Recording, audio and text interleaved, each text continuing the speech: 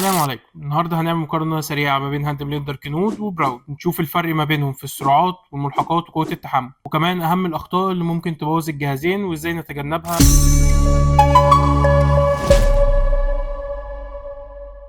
بالنسبة للسرعات والتحكم، كنود بيجي فيه 15 سرعة متدرجة مع زر تربو لزيادة القوة اللحظية. نفس الكلام في براون، بيجي فيه 21 سرعة متدرجة، وكل ده بيدي تحكم أفضل وأدق على حسب نوع الطعم.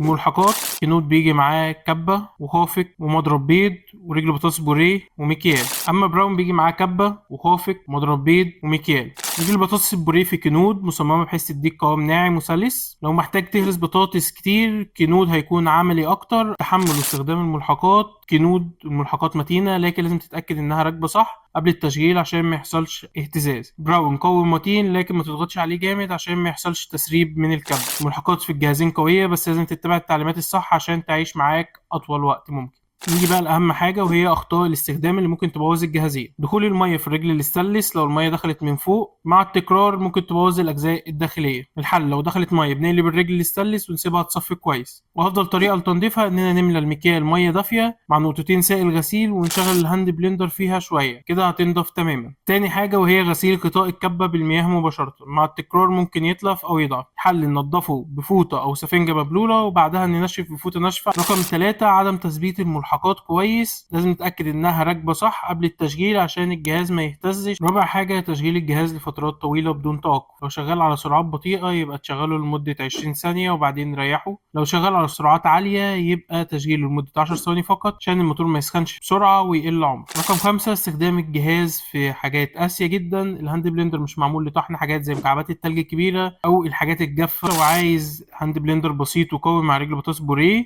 كنود هيكون مناسب ليك. لو محتاج تحكم اكتر في السرعات وملحقات اخف، براون هيكون افضل. وما تنسوش ان انتوا تقدروا تشتروا الاجهزه دي من على موقعنا موديهان.com، وهتلاقوا عليه كل الاجهزه اللي عندنا وكل الاكسسوارز. كمان ما تنسوش تكتبوا لنا في التعليقات رايكم في الجهازين، وما تنسوش تعملوا لنا لايك واشتراك عشان تشوفوا مقارنات تانية كتير.